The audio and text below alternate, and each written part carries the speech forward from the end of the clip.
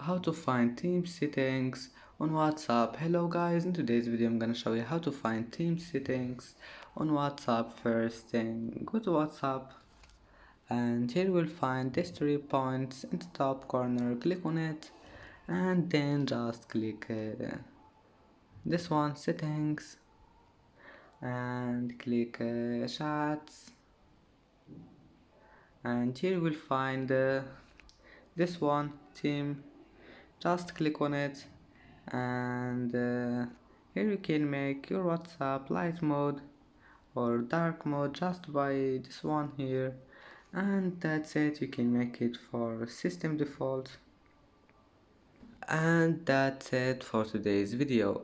If you like this video, don't forget like and subscribe, and thank you for watching this video until the end.